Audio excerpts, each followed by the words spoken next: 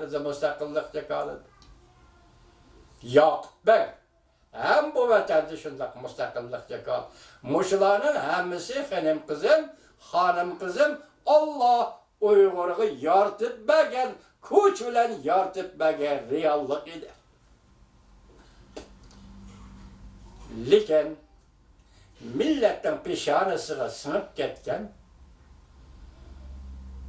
bir hususiyet, milletin hakaretliğin yok, istipaksızlık, inaksızlık, vesvesecilik, şöhretxorluk, nam abroyperestlik, menmellik, kozçuluk, muşuların hemisi bu millete veyran kıldı. Xuda hemmini bendelerge ten bergenidir. Uygur'u şundak bergenidir. Hatta şınsese gelidi nime dep yazdı vatandaşım bilirsiniz. Siz köydünüz bunu köyseniz mi bilsiniz mi dep koyayım. Tili bir, dini bir, kitabı bir, medeniyeti bir. Şundak altı birlik var işken bu millette. Bırak 7. birlik, dil birliği yokken.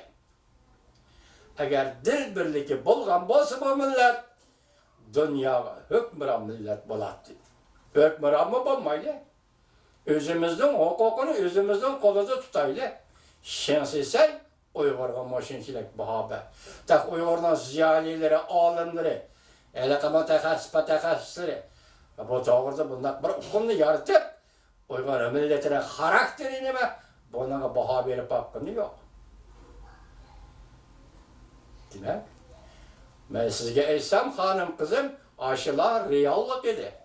Şuna ittifaksızlık, inaksızlık kılgan Uygur, aşı reallıklı bugün şu vaktini hiyal kaylandırıver. Biz bugün hiyal kılıvatırız.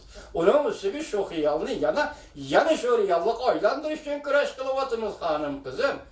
Siyaset sahası kirgen adam degen siyasi hukumlardan ançımıcı haberdar bulmaydı değil mi?